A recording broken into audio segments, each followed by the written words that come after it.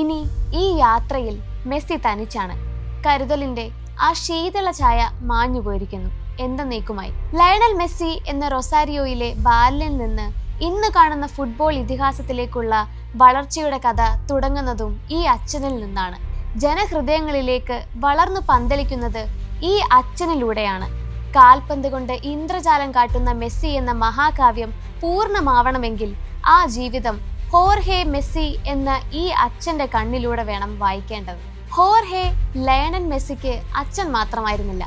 വളർച്ചാ ഹോർമോണിന്റെ കുറവ് മൂലം ജീവിത വഴിയിൽ വിളറി നിന്ന ലിയോ എന്ന റൊസാരിയോയിലെ ബാലന്റെ ജീവിതം അടിമുടി മാറി മറിഞ്ഞിട്ടുണ്ടെങ്കിൽ, കാലം ആ ജീവിതം കമ്പോട് കമ്പ് മാറ്റി എഴുതിയിട്ടുണ്ടെങ്കിൽ അതിന്റെ ബഹുമതി എത്രയും മകന്റെ പ്രതിഭയ്ക്കു വേണ്ടി സ്വജീവിതം അത്രയും മാറ്റിവെച്ച ആ അച്ഛനുള്ളതാണ്. ആ ജീവിതത്തിൽ നിന്നാണ് ലിയോയുടെ കഥ ആരംഭിക്കുന്നത്. അത് വളർന്ന് ലോകം മുഴുവൻ ഇതിഹാസ തുല്യമായി പടർന്നു പന്തലിച്ചു നിൽക്കുന്നത്.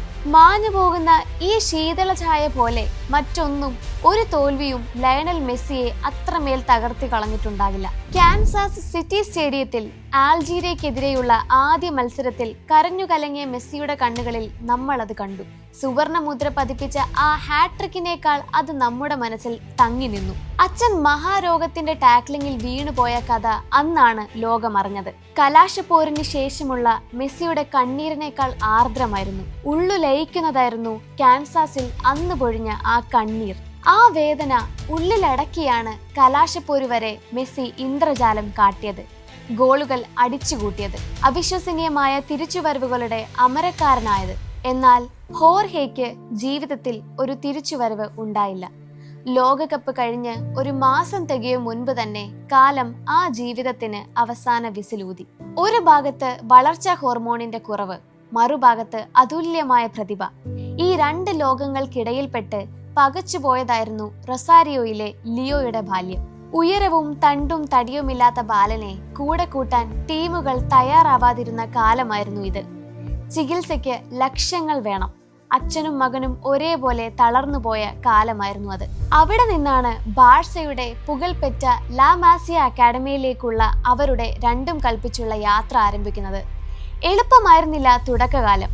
സ്പെയിനോ അർജന്റീനയോ ഏത് തിരഞ്ഞെടുക്കണമെന്ന ദശാസന്ധിയിൽ ഹോർഹെ ഒരു ദിവസം മകനോട് തന്നെ ആ ചോദ്യം ചോദിച്ചു. നാട്ടിലേക്ക് മടങ്ങണോ അതോ സ്പെയിനിൽ തന്നെ നിന്ന് ഭാഗ്യപരീക്ഷണം തുടരണോ?